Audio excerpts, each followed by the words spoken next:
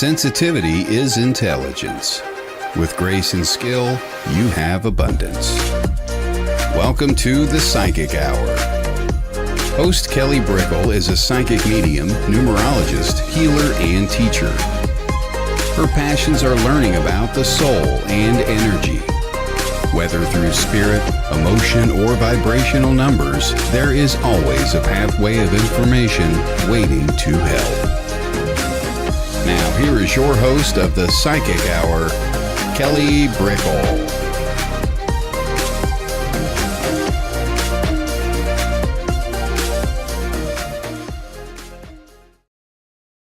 Hello, everybody, and welcome to the Psychic Hour. I'm Kelly Brickle. Thank you for joining me today. We're hosting and broadcasting at 5 p.m., so it's a little bit different time, so hopefully people can spread the word and come on in. And we have a fantastic show today, so we're going to be going and talking with Geof Jowett, and he's a psychic medium mentor. He does healing work. He's an author, and we're going to dive into his story and just the multitude of resources that he has in his life. He comes from a multitude of backgrounds as well. So we'll get into it, science and spirituality. So that's always fascinating to see both of those hemispheres come together. So please say hello as you're coming on in. Hello, Keith. Hello, Jennifer. Hello, everybody. Thank you for being with us here today. And you know how it goes. If you have any questions about the topics we are talking about, pop in your comments and we get the discussion going further. So with that said, I'm going to bring in Geof just out of the gate. So here we go. Hello. How are you doing today? Hello. Doing great. I appreciate the opportunity to talk with you. Absolutely. Absolutely. You've always been a medium that I've wanted to have on the show. So thank you for coming on. It's a pleasure. And hello, everyone coming on in. So I always give an introduction to our guests, whether you know Geof or this is the first time hearing about him. Geof's career took him on the path to discover more about natural law and life. He worked in the biotechnology field for 7 years and then taught college biology and anatomy at four colleges. His emotional intelligence was enhanced tremendously as the dean of students at an art college and then a college for alternative and complementary medicine. As a medium and intuitive, he provides you with the opportunities of communicating with your departed loved ones and spirit guides. And as a teacher and college administrator, he provides active learning experiences so you can get expansion of your consciousness, apply and develop your intuitive abilities, connect, and be with your spirit guides, realizing and understanding the unlimited power that one possesses when connecting to spirit. Geof's knowledge and wisdom is a wonderful resource for developing mediums and people learning about the other side. He is an author of 4 books, The Power of I Am, Aligning Chakras of Consciousness, Lasting Impressions, and Mediums Cherished Messages from Spirit, Hope for Parents Who Have Lost Children, and I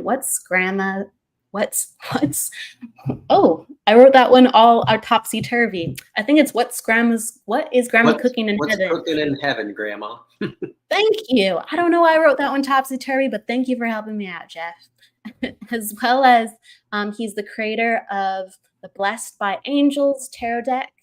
Geof mentors and teaches classes throughout the year and many different ways. He shares his gifts through events, one-on-one readings, and also a variety of different ways, whether it's color ribbon reading, reading the energetic body, or with his psychic and mediumship skills. So thank you so much, Geof, for coming in today and being with us. Thank you so much. I'm looking forward to sharing. Absolutely. Absolutely. So Dr. Emery says hello. Oh, that's a beautiful comment. The light in me recognizes the light in you. Jennifer McCormick, first time watching Geof, and Maria too as well. So thank you everyone for coming on in. So Geof, you come from a background of science, biotechnology, biology, medicine. When did you find spirit start to bridge the gap for you into the more intuitive world? Was it always there when you were young, or did it start to come out more and more as you became adults? Right. My earliest memories, I can remember standing in my crib, and I had four visitors that would come to me and impress upon me wisdom and understanding that I was going to be like a doctor, but not someone who healed bodies. It was to help people with their spiritual path. And I was raised Catholic, so I searched for spirituality through there. There's some foundational principles, and then from there, I was always inquisitive. I wanted to know what makes us alive, what makes us living. And then one of the big aha moments came when my great grandfather died. That was the first dead body I saw. And I heard his presence there saying that I am with you, that I'm not in that body, but don't be sad because I haven't gone anywhere. And I started to realize too that ever since I was little, I saw auras. And I would draw auras around my characters in school. My teachers were not understanding, and I didn't understand why they didn't see what I saw. But when I saw my great grandfather lying in his casket, I saw his energy field was gone too. And that's when I had the aha, like, wow. So his consciousness is still here, but he's not in his physical body anymore. And that really set me on a path. So when I went to college, I studied biology, and I specialized in molecular and cellular biology. I wanted to study life on the very small level to understand the essence of life. And it, took me on lots of different journeys. Like you said, biotechnology, which was cutting edge in the late 80s when I got out of grad school. I did cancer research at Roswell Cancer Institute. That's where I did my master's. And I worked with children. I volunteered with terminally ill children. And one of the greatest teachers I had in grad school was a little girl named Elizabeth. I would go and play the game of life with her, very metaphoric. And I went several times, and then I would go every week. And after several weeks, I showed up and she wasn't there, and they had told me that she had passed. But the last meeting I had with her, she said, why you come and talk to me is because I'm here to tell you that you're going to help people who lose their children from the other side. And that she was very excited about the afterlife. She already connected with her grandfather who was there. And so that was a strong awakening too. And as much as I was in science, I always had that question about, how can we define spirit? How can we define consciousness? And our vocabulary is limited when it comes to that, but we all have those experiences. We all have intuition. We all have connections to spirit. It's just some of us put our attention more toward there versus the busyness of the physical world. Absolutely. So you said when you were young, you felt the energy that your grandfather was no longer there. So you kind of felt the energy presence of an aura, but you were more aware of the scene maybe first? Yeah. And so I realized that there's something energetic about the body. And, this is where my sisters would say I was a little creepy. I had a little pet cemetery because I was fascinated with death. And I was fascinated with death because I wanted to understand life. And I was the one who would volunteer as an altar boy to work at the funeral. I wanted to be close to death just because I knew it wasn't the end all. I knew there was something more, and I was trying to discover that. And I remember I had those old metal secret lozenge boxes, and I bury my pet turtles when they die, and I dig them up, and they're disappearing. But I was realizing that that's just a physical thing. That there's still the essence of that turtle, my pet, with me, and it just sent me on a journey of every day asking why, and I think we're perpetual students. None of us are a master of everything, and I find one of the greatest and most beautiful properties of an individual who's someone who wants to explore, who wants to discover, who wants to know more why. And I don't have the answers. Spirit doesn't have all the answers, but just helping them connect to their higher self, to me, is a gift. I'm a big fan of Edgar Cayce and Rudolf Steiner and Carl Jung, and their work all around the soul, and knowing and understanding that there was something more than this physicalness, and it's bigger and it's brighter and it's happier and it's lighter and it's loving and compassionate. And I learned that the more time I spent talking to the spirit realm, the more I felt at home. I felt comfortable, and I felt like it felt so genuine and sincere to me, more so than anything in the physical. Absolutely. So when you were a kid, you're asking the questions of why, and you have this very inquisitive mind, and also you're getting information from different places. So naturally, maybe you chose science, but ultimately, what brought you there and what kept you there? Because it is such a cerebral place if you're so energy sensitive as a young child. Yeah, that's a great question. So I wanted to try to quantify it. I wanted to put a formula with it. I wanted to try to, fit it into something that was believable, because it was so real to me. But what I found I went through life. So it's interesting because I ended up teaching college for years, traditional, like pre-med, pre-nursing students, anatomy. Then I went to an art school and I taught there. And that's more about expanding from what you see and abstracting it and expressing it according to what you feel and what you think. That kind of helped get me more. I think it helped really, truly help me develop my clairvoyance. I saw things differently. But in nature, what is so beautiful about nature is the essence of the truth of spirit. The roses in a petal, the bone markings on any one of your bones, like everything is so perfect and beautiful. And, the whole idea of structure relates to function, and we see these repetitive patterns. I mean, to me, it's amazing that every single living thing on the planet has genetic material that's all made of the same stuff. And so I've looked for that whole idea of how is everything connected. And I think one of my big frustrations in the world, when I get stuck in the world, especially if it's political or religious, is the divisiveness. Like there's this energy that's trying to divide everything and everyone, when the essence of spirit tells you, no, we're all the same. Everything's an extension of you. The rock, the tree, your dog, everyone's just in.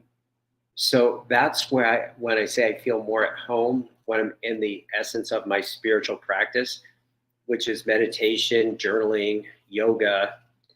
And I picked up spiritual painting during the pandemic, because Spirit said, here's a new way for you to express yourself that words can't. So colors are vibrations and images and so forth. So yeah, it's every day it's a new learning experience. It is. It never gets old. It never gets tired. There's always something new. The soul has infinite lessons.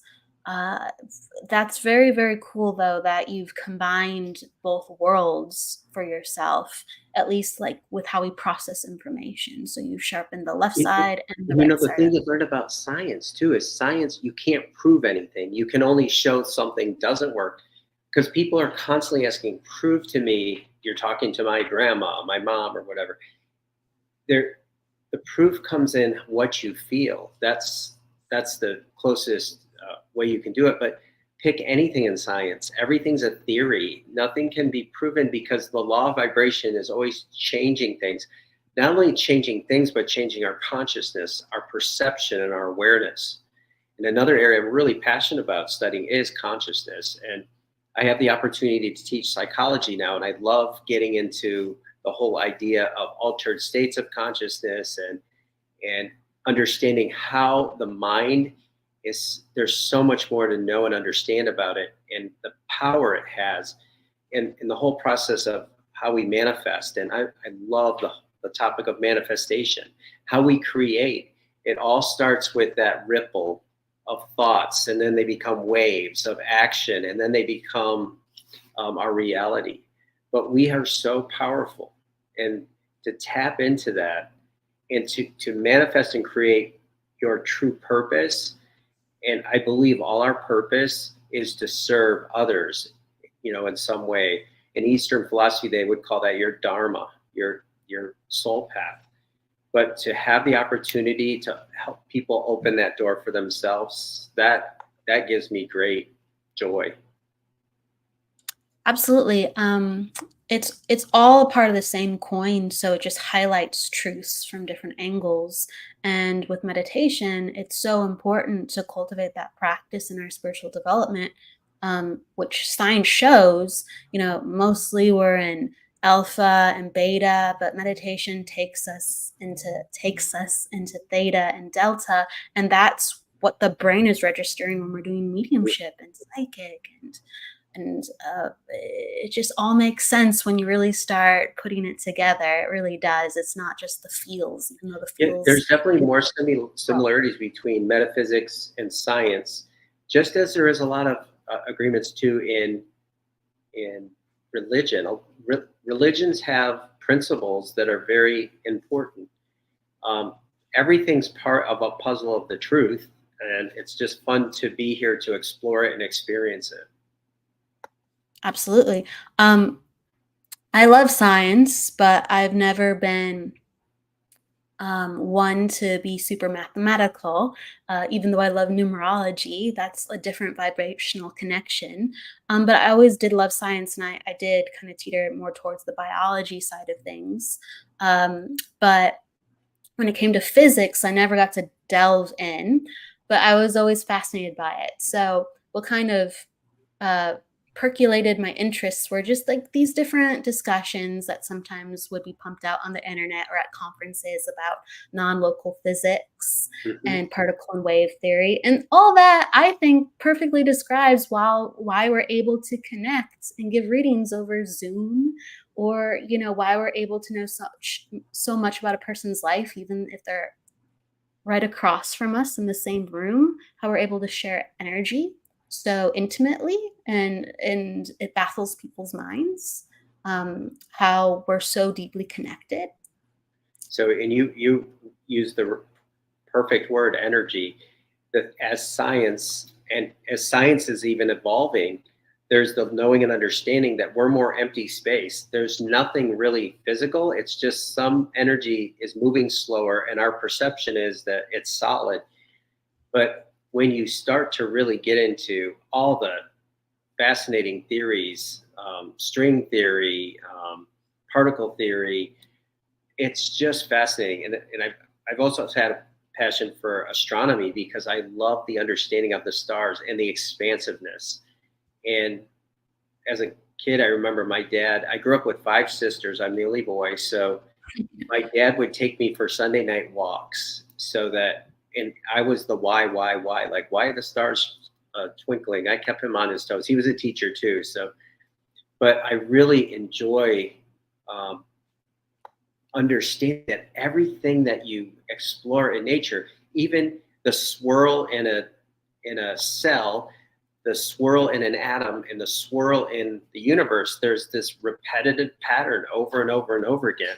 And it's because we're all made of the same stuff. They say cut from the same cloth, but at the essence of its energy. And what is so amazing is that when you realize that you have the remote control to change the vibration of that frequency, and that changes everything, because your vibration determines how you perceive things and who you attract to and the experiences you have. And it's just, that's where I truly believe magic is. And I think all the great teachers were trying to teach us that. If you take Christ's teachings and really put them in terms of Christ consciousness, it makes so much sense, and not like taking it so literal. But with all the philosophies, I mean, I find that with all the Eastern philosophies I've explored, Hinduism, I don't know a lot about them, but I've explored them to try to understand the essence of what they're seeking as truth. But what truth is you. It's understanding the essence of yourself and how you're using yourself to fit in and complement and, enhancing the vibration of the universe. That's what religion is to me, is that essence of, gifting that higher vibration. Absolutely. With the great teachers and healers, I consider, Jesus to be of those. And I feel the more we understand energy, the more I believe, at least, Jesus was a channel, a healing channel, as many other things. That's a discussion in itself. So the more that you've expanded your sensitivity, what have you found within your healing understanding with the way the universe works? So it's a constant vibration. It's in constant motion, and that the less that I try to anticipate or expect the future, the more at peace I'm at. And so that's where I'm I'm doing a lot of my work, is knowing that, truth truly is in the present moment, because that's the essence of my being. But, knowing that spending my whole life with anatomy and all these molecular cell biology, it's the body's fascinating, but it's probably a billionth as interesting as the spirit. I mean, but what I find fascinating, again, is this repetitive pattern, whether it's in a bone, a cell, the universe, a dog, a tree, how we really are of one, and that's the message I'd love to get out to people, to, stop focusing on the division and focus on the commonality, and together then we can, expand. And, I'm open every day. When I begin my day and journal, I say I'm open to receive whatever lessons there are for me to learn. And being a perpetual student has allowed me to help be a mentor, a facilitator. I think my biggest role that I've discovered is, if I can take science and metaphysical principles and help people understand them, to help them remove any barrier they have for understanding themselves, so that they can find it themselves. As a teacher in the classroom, there's nothing more exciting than when a kid lights up and just like, oh, they get that understanding. It's not giving it to them. I'm not teaching them. I'm helping them see it, so they're teaching themselves. And I think that's what's really important. And especially when it comes to the idea of spirituality, I think it purposefully exists without major churches. I know there are churches and philosophies and everything that are that contribute quite a bit, but there really is a big part of it, I think, is going in on your own and having that self-exploration, pioneering, discovering, things about yourself and the world. It is invaluable. But really being mindful and understanding that everything that's happening to you today was not just randomly happening. There's causation because of vibration.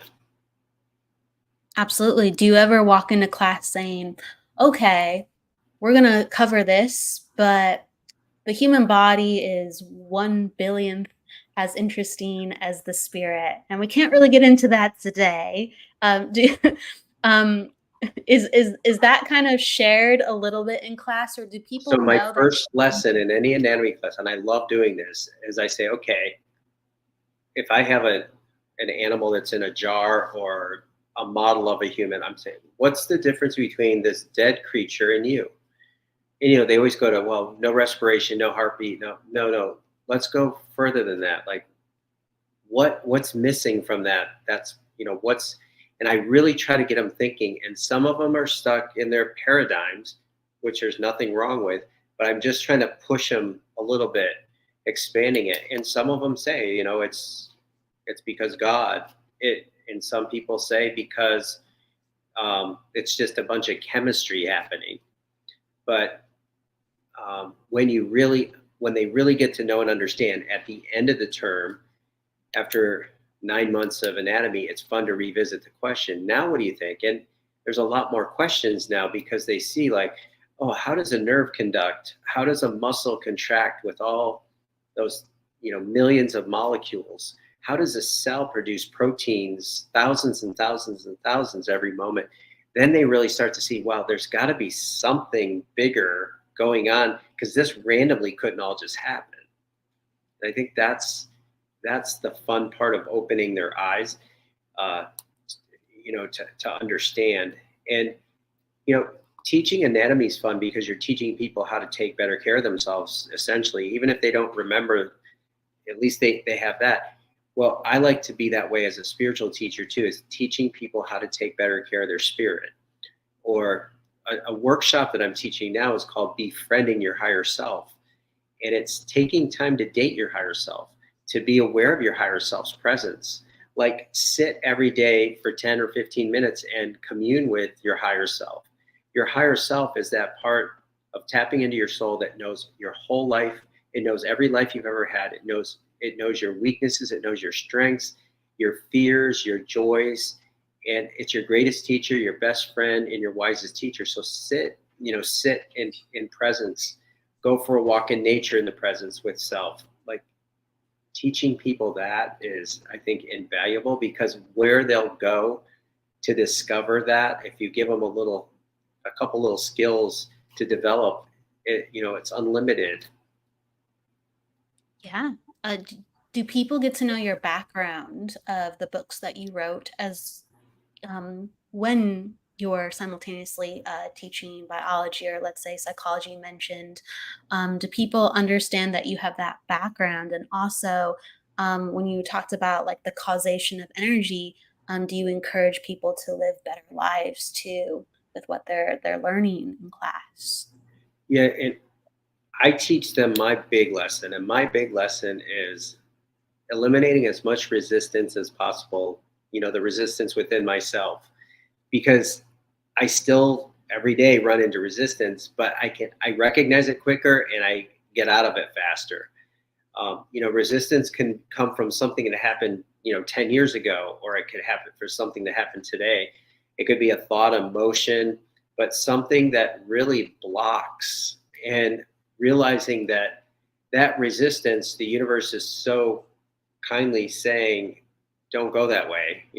There's a better way to go. Yes. Yes, path of least resistance.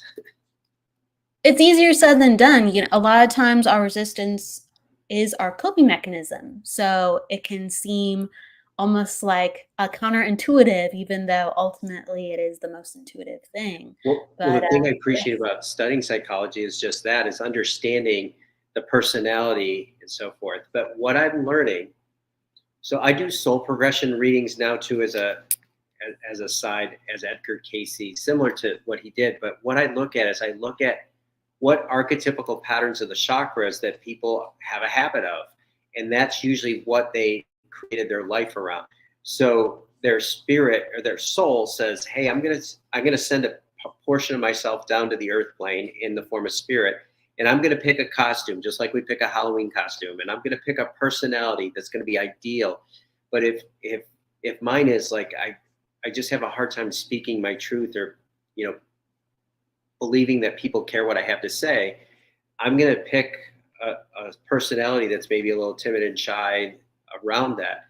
But I'm also going to pick perhaps a family and situations early on where I'm restricted, because in that restriction, I'm going to resist and overcome.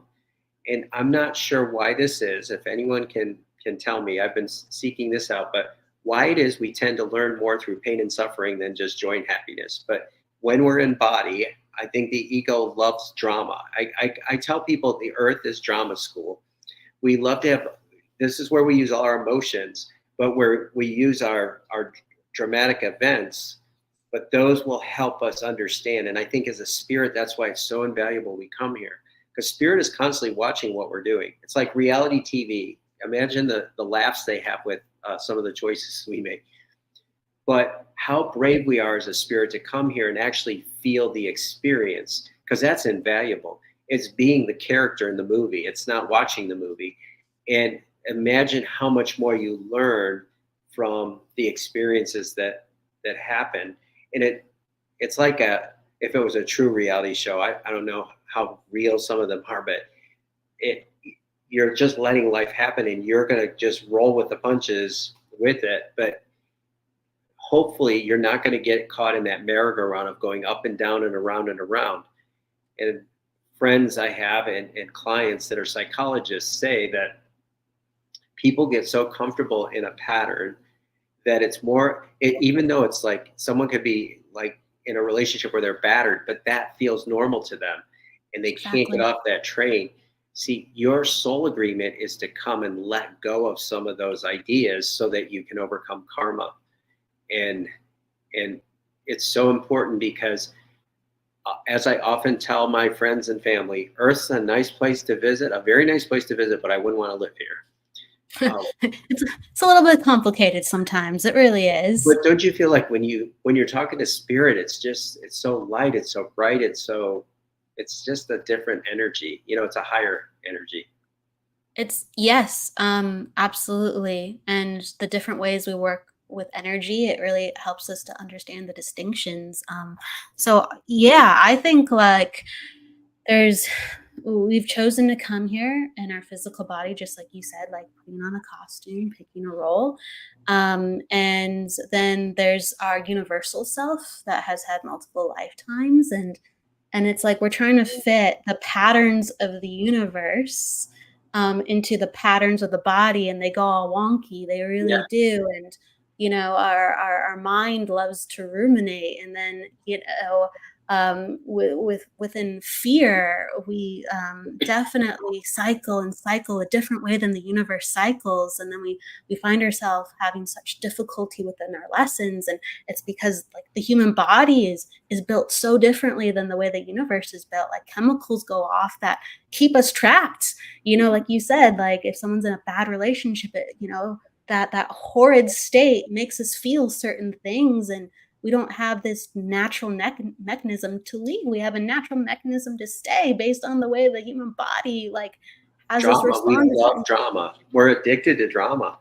The Dalai Lama, or no, I'm sorry, it was Buddha said, and I'm paraphrasing how he said it, but he says, your soulmate when you're in a relationship that's kind of like this, because we're so, used to this, because when you find your matching vibration, there might be a couple little bumps, but it's not going to be this, big up and down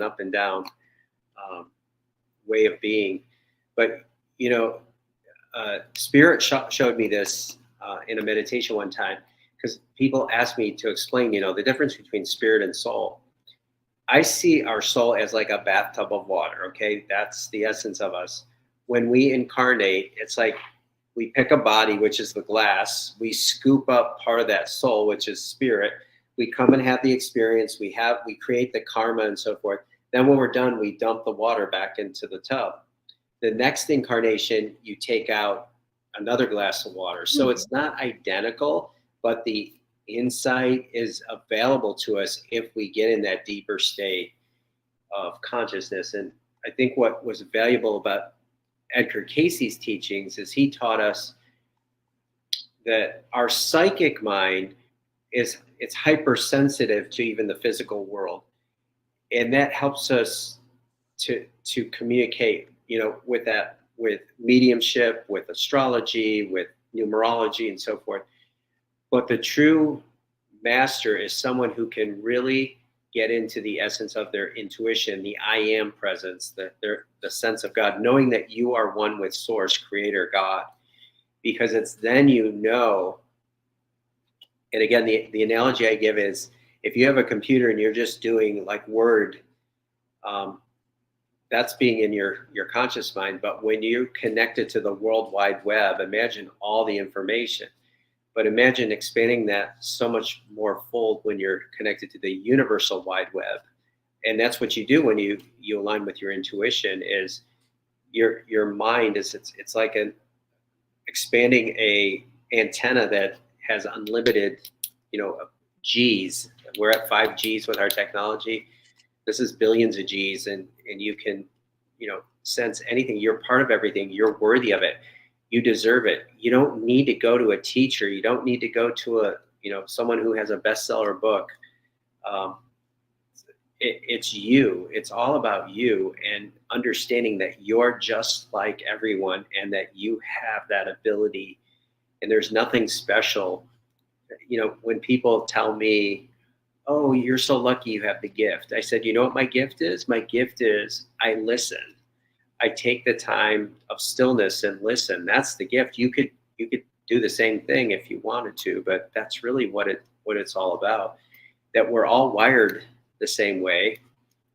We all get to choose where we put our attention. And I think it was Louise Hay that said, where attention goes, energy flows. And so, that we should be mindful of where we're putting our attention. Attention is very powerful. A really cool question that someone asked, it was Keith, from your perspective, I'm going to put it up. Do you believe that the soul is living in the heart as much as it is in the body? So the soul is a vibration that's at a much higher rate than anything in the physical. I think if you looked at the spirit, an aspect of the soul, and I think if it was your whole soul, it would be so bright that, no one would see it. But you're taking a little piece of it, and think of it as, I use the analogy of Pigpen from Charlie Brown, how he has like that dirt field around him. Well, we have a vibrational field around us. And the heart is, metaphysically, the heart chakra is in this aspect of the body, but it's in the center because the 3 chakras above have to do with consciousness. The 3 chakras down below have to do with emotions. They're grounded to the earth. So we're taking our earth and our higher self and we're merging them. And again, the heart's so beautiful in its ability to circulate. It's about circulating. It's giving and receiving and giving and receiving. But the essence of your heart, I believe, I see it more from that metaphysical point of view than I do actually the organ itself. The organ's amazing, what it can do. But I think it's more symbolic. There are organ systems associated with each aspect, but to me, it's just like this. And I appreciate your question, Keith, but the way I look at it is every part is as important as the other. If my liver didn't function, I'd have problems. My kidneys, my heart, my lungs, there's such a complementation. And what's beautiful about your body, again, is the principle of harmony and balance, homeostasis. Everything wants to be in balance. That's the natural way to being. But you know what my ego will do? My ego will give me a thought. My blood pressure will go up. My respiration rate goes up. My heart rate goes up. I can change it like that. But your body has so much wisdom, and it's just naturally going to try to go back to the normal. And boy, do we have a wrestling match with that. And if you want to age quickly, then challenge your homeostasis frequently. Yeah, that's true. Oops, a lot of people do that here on Earth, right? Yeah. Yeah. But see, getting to Keith's question too, you could look at why would someone pick a body that we would call defective? Like if someone has a mental issue or they have a physical disability. See, we call it a disability, but perhaps that soul picked that body so that it could have an experience that it couldn't have otherwise. Someone who's, I read a book recently where someone was blind, all the light that we can see. It was about World War II and this blind girl, but her auditory was so powerful and it was helpful for her in different aspects of her life and in that experience. So, it's really important to not label things and not judge things because, we don't know. I've done past, so part of my soul progression readings is I'll look at people's fear and where they came from. And one of the first ones I did was on a cousin who was born mentally challenged. Like he can't even lift his head, like he's been in bed his whole life. And my aunt felt bad and felt guilty, like, did I do something wrong? And when I did a past life with him, he was a lieutenant in the Nazi army, and he imprisoned people and trapped them. He wanted to be in a body that trapped him so he could feel that. It's not punishment. It's to understand it more so that in the future, he'll help disabled people. Like it, when we look at one snapshot and make a judgment, we're not looking at the whole thread. And that's why don't be so hard on yourself either. If there's something you're dealing with here, if there's an addiction, if there's a health issue, release the judgment you have on yourself, because first of all, that's not going to help you to heal, but understand that there's wisdom in it. And again, this is where I really appreciated Louise Hay's work, Carolyn Mace, because they talk about how disease, and I never understood this when I was younger, is how can disease be your teacher? But you develop disease in specific parts of your body based on the personality stuff. So it's not by chance now that heart and lung disease are the #1 diseases in the US for adults. This is about self-forgiveness. It's about letting go. It's about loving without judgment, without expectation. And I think, we're all working on that to some extent. But when it becomes chronic over time and you can't forgive or you hate, or it's going to show up in your body. Your body talks to you according to what you're processing. And that's why they said it's such a great teacher. Disease is such a great teacher because, yeah, you could go and let's say someone has breast cancer and they have, they get all the treatments, they get the surgery, the radiation, chemotherapy, but the essence of the thought that caused that should be addressed, because that's where you truly heal. The body isn't going to last forever. And if that person leaves now or leaves 10 years from now, the important thing is, what was it that perpetuated that thought so that I can heal through it? I think that's where medicine is really heading. They're opening the door to a lot of metaphysical things. Sound is being used even to shatter tumors and in gallstones and things like that. Light, look at lasers and light. We're going, we're really discovering the beauty of energy. And that's why, and then people do Reiki treatments and it's just amazing how vibrations, it's all about vibrations. There's really so much. The human body is so comprehensive with what it's connected to. Absolutely. And it seems we're talking about patterns a lot today and why we keep certain patterns and what they make of us. And something I know that I wanted to cover with you was manifestations, and I guess how to create different patterns or to have mastery of our patterns. How have you been utilizing that within your work? So one of my favorite historic figures, Michelangelo, he often said when he got a piece of marble, the figure was already in there. I just have to remove the pieces. Well, with manifestation, you already believe it is, and then you allow it to happen. Meditation is a practice to show the essence of who you are, but also to practice in receiving. We're not great at receiving. Again, we often see, oh, this person deserves this, or this person doesn't deserve that, or I don't deserve this. But manifestation puts us in the essence of, I am a magician. I'm that genie. Give me myself 3 wishes. And that's what I do in my journal in the morning is I have my 3 wishes of the day. And the wish might be, and you speak as if it already is. I have optimal health. My intuition is going to expand and grow. And you take that energy in your day. So imagine waking up first thing and writing down a list of 3 to 5 things of where are you putting your energy today? You control it. Yes, I go and do my teaching. Yes, I go and do my readings. Yes, I have to go to the grocery store. But when I set the intention of what I'm doing that day, even when I'm doing those other activities, I'm being spoken to. And that's what's so cool is you're basically whispering to the universe, hey, this is where I'm putting my energy today. And hey, it's going to show it back to you. But manifestation, I really love Jay Shetty's work. He's huge, one of the biggest podcasters.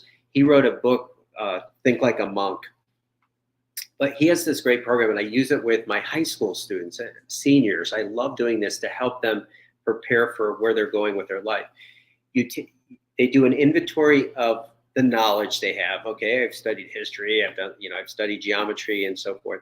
Then you take your skills, and skills are those things you're born with. Your natural ability. Some it's organizational, some it's color. Like others, they work well with plants, or they just know how to work with music. You take your skills, your knowledge, and your wisdom, and you put it with passion. Passion is what makes your heart sing. And this is why we're here. We're here to find that. What makes you so excited that it no longer feels like work? And see, for me, it's learning about science and metaphysics and sharing it. Like this isn't work to me. This is joy. And then your compassion is to serve others by bringing those together. And that's the principle of manifestation. You're bringing about who you are. That's why it's so easy to do. You're bringing the essence of yourself. You've got to get rid of all the barriers that have helped you back. And through the process of manifestation, what I like to do is I like to help people understand how it fits even in their soul path. If you're here to overcome the silent child and to be genuine and sincere and express yourself, then your manifestation, you can do that in so many different ways, but you better pick one that really makes you excited about it. I mean, come on, this is fun. Life is supposed to be fun. We got to get rid of the old paradigm that's, suffer, suffer, suffer. And our society, for some reason, loves martyrs and victims. And the news is filled with it. Politics is filled with it. It seems like the more someone is a victim, oh my gosh, that person's wonderful. And I don't like that. I don't like to encourage that in people, because I want to see the warrior in them. I want to see them take themselves to a new level, a level where they've never been before. And when you can do that for a student or a friend or a client, or even connect them to the spirit world, it's really amazing. It really is. I mean, there's just, to me, that's the magic of life. And I want my life to be magical. I am not one who can be complacent. I'm a perpetual student. I think we all are when we let ourselves be. Just let go of the heaviness of the world and connect to your spiritual nature. And the way that I see manifestation is I take people through first, doing that daily thing where you're putting your energy, and then looking at your limiting beliefs about it, and then coming up with 3 affirmations around that limiting belief. So if someone's like, I really want to write a book about my life, their limiting belief is, no one wants to read my book because there's so many books out. And then you help them write an affirmation like, my book will open the hearts of millions. And then you take them to a gratitude. I appreciate that I have the ability to write. I appreciate that I have a story to tell. I appreciate the life path I've had so that I can present it. And then you do the visualization. And visualization is so important because you're going to the unseen world and you're seeing what already is happening. You're making it so much more likely to happen. You're being that Michelangelo, you're chipping away at that marble so the masterpiece can fall right in front of you. And your determination and intention is really important. When you are determined and when you have the intent, it's like turning the volume up, and it's right there. And what's so beautiful about it too is it will be presented to you in divine timing. So when we manifest, we don't worry about when it or how it happens. Just tell you a quick story. I had a manifestation 2 years ago where I wanted to go to Europe. This was after COVID, and I hadn't been to Europe in like 7 or 8 years, but I wanted to go somewhere new. And of course, my limiting beliefs, I don't have the money, and now I'm teaching. I won't have time because when I'm not teaching, I want to go see family. So what I said, nope, I'm gonna be open. 3 weeks before the Spanish club was going to Spain, one of the advisors had to drop out. And guess who they asked to go? So not only did I get to go to Spain, I got to go for free, and I got to go to school. So it happens that way. Like, that's the magic of it. You just have to let go of the limiting beliefs. It's so people will say, you're so lucky. And it's so, no, I'm more aware. I think it has to do with awareness more than luck. Yeah, you're co-creating. What a fantastic Michelangelo quote. And if someone was to really start their day in the way of visualizing and just like picking away or letting go of anything that clouds or isn't part of the vision, or you said you start your day sometimes with writing down 3 wishes. Wow. That would be pretty magnetic. What would happen then next? Electric and magnetic. Well, I used to be a news junkie, and I would go to my phone and right away listen to the news. I'm like, oh my God, this is so depressing. I don't want to be here. So it's a different approach. And the other thing I like to do is, so I work out in the morning too, and I like to bring the energy of that into my workout, and just that's where I'm kind of visualizing as I'm going through the workout is, oh, look, I can see this happening, or I can feel this. And when you visualize, you make it as real as possible. You see it, you hear it, you taste it, you smell it. You put yourself at the scene. That's how I see it. And when it comes to manifesting, again, I appreciate Jay Shetty's, but Mel Robbins, I highly recommend her. She is phenomenal. Boy, she is just so inspiring. But she has lots of videos out. You can go on YouTube and she'll show you like what are things that block manifestation. Another really cool guy though on manifestation is Craig Kegley. He was a rock star drummer, and he's this manifester now, and he has really what I appreciate about him is how he teaches you how to journal and how important it is.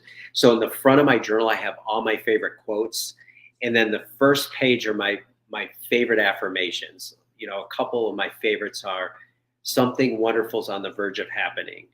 I welcome all the miracles of today. I meet the perfect people at the right time. And just those are mantras now in everyday life, and it happens.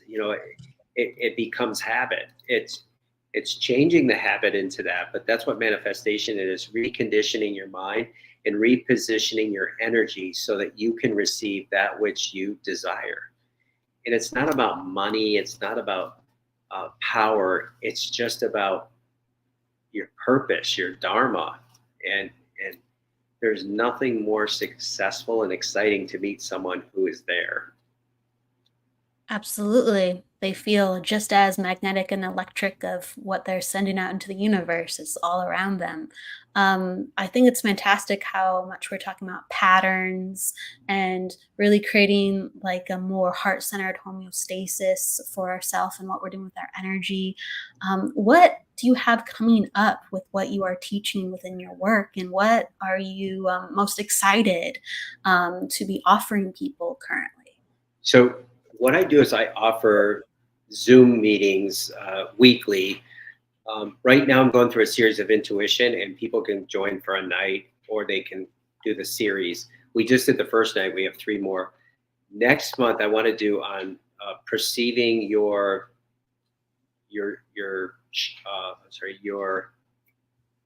aura, because I want to have people. Everyone can feel auras. We all know if we're creeped out when we meet someone or we feel really good about them. People get frustrated because they can't always see them. It doesn't matter if you see them, because people who can see them can't always tell what it means. What's important is that you feel the essence. So I'm going to do a series in that way. And then I do one called Connecting Points. And this is for people who've lost a loved one. I help them create something like a dream board. They connect a board of all the main connections they've had with that person. And they, you put it on your refrigerator or somewhere where you're visiting often. But I also teach them techniques of how to reconnect with that person in a whole different way, but in a very meaningful way. The analogy I give is my family all lives back east, and I love them, but I don't have to be in their physical presence to know they're part of me. Like, I trust it that much. Well, people who've lost someone they really love have to take a big step when they go on the spiritual side over to back to the spiritual world, and trust and believe the essence that they're there. And that's where mediums can be helpful in providing evidence of that person's presence and helping them understand that everything is divinely planned, that there's not accidents, like accidents don't happen, and helping people to overcome like guilt and shame when loved ones go, because often I found with parents especially, they tend to blame themselves somehow for their child's passing, no matter how they passed. And it's really important for them to understand. Again, this goes to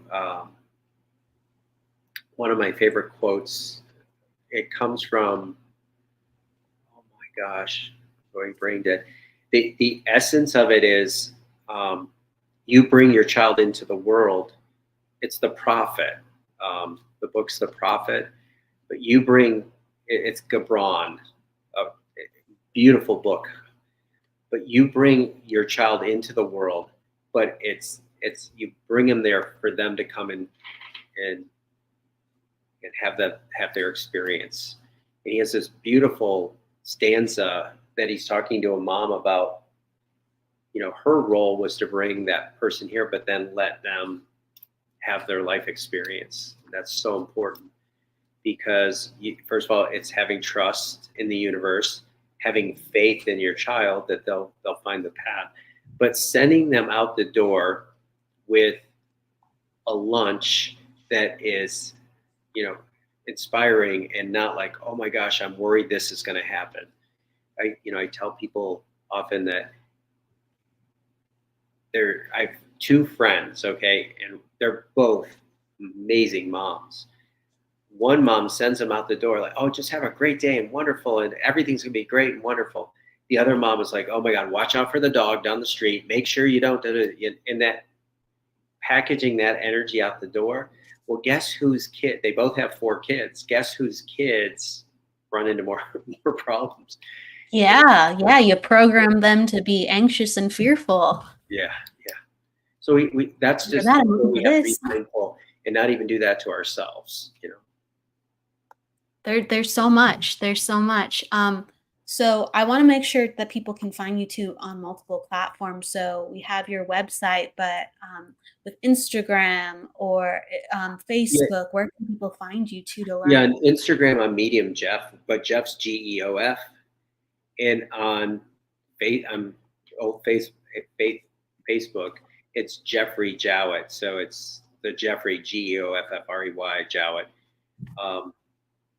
Those are the 2 main platforms. I'm not huge into technology, and my nieces and nephews try to keep me up to speed, but good luck with that. Oh, I hear you. Yeah. Technology is not my favorite area. I hear you. Excellent. So people can reach out and become part of the things that you're offering. And it goes so quickly. It really does. But what I always try to do is give the guest the last word of something they'd wish to share, whether it's a favorite saying, something just off the cuff, however you're inspired. And thank you for everyone coming on in, by the way, for all your lovely comments, Jennifer, Keith, and Beatrice, Stacia, and everyone else. Marie, thank you so much. What is something that comes to you with the final word? Befriend your higher self and make some time to get to know your higher self today and every day. and you'll meet a wonderful person who's just been patiently waiting to be heard. Beautiful. With that said, we have someone waiting to be in commune with us always. We always have a friend, right? We always have a light. Thank you so much, Jeff, for being with us here today. It was fantastic, and I really enjoyed getting to know more about your background and all the wisdom that you have acquired along Well, I the way. appreciate it. It was a great conversation. There's nothing like good conversation. I agree. And my goodness, it was like I was only talking to you for 10 minutes. I can't believe we're here already. Yeah, Um, I joke with people though. I grew up with 5 sisters. And I never got a word in edgewise. So now, when you give me a microphone, I just want to talk. well, it's part of your dharma, right? Yeah, that's it. That's it. Came full circle. It all makes sense. So I'm glad you're here with us, speaking your truth. Thank you so much. Please know you're always welcome on the show. Thank you, and everyone else for coming on in. Thank you so much for making the show what it is and the community that it is. With that said, everyone, I will see you next week for the numerology hour on Wednesday, and then we have Embracing Infinity as well in the psychic hour 2 coming up for shows. Please join us. But with that said, please go with love, luck, and light, and don't forget to live, everybody. Take care, and we will see you next week. Bye. Thank you, Jeff. Thank you. Take care. Take care.